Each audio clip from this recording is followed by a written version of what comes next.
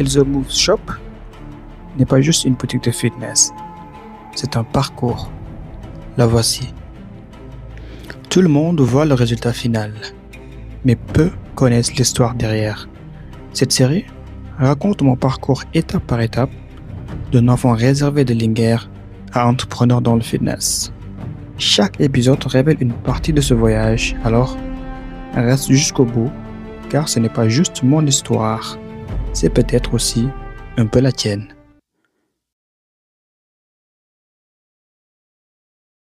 Dans l'épisode précédent, j'ai raconté mon arrivée à Dakar, cette ville pleine de contrastes qui m'a poussé à sortir de ma zone de confort.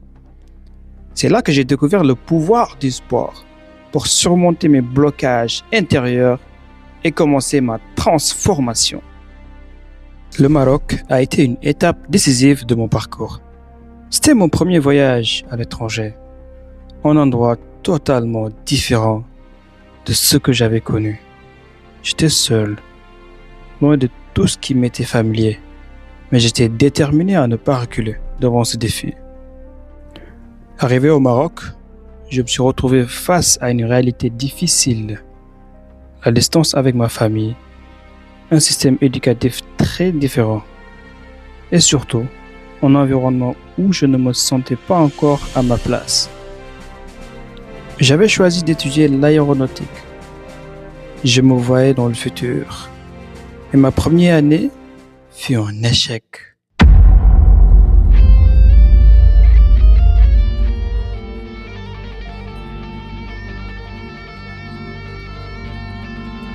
C'était mon premier de tout mon cursus scolaire.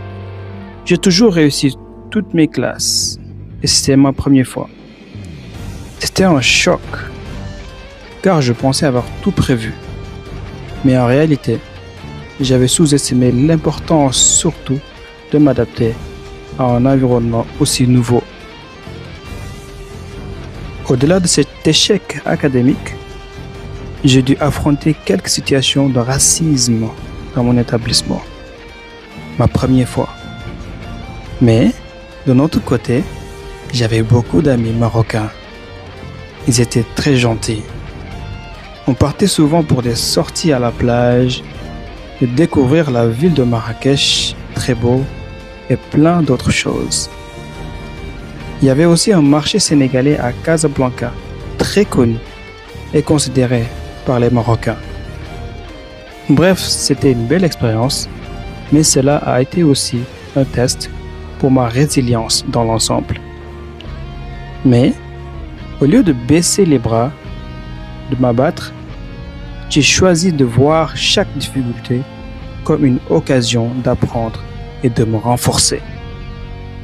L'échec en aéronautique n'a pas été la fin de mes rêves, mais un tournant encore. J'ai décidé de ne pas me laisser définir par cet échec. Je me suis tourné vers d'autres opportunités, cherchant à m'améliorer dans tout ce que je faisais. Absolument tout. Je cherchais à me perfectionner, à apprendre, à faire des erreurs et à continuer. Le Maroc m'a appris l'humilité et la capacité de rebondir après chaque chute. Cela m'a permis de développer un état d'esprit de champion avec cette première fois que je sortais en dehors de mon pays. Même lorsque les choses semblaient difficiles, je voyais en cela un apprentissage.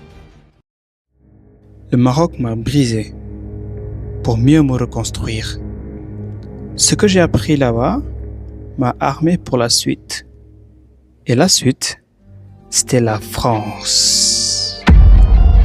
Nouveau continent, nouvelle étape, nouvelle version de moi-même. Tu veux savoir comment j'ai tout recommencé? À suivre sur l'épisode 4.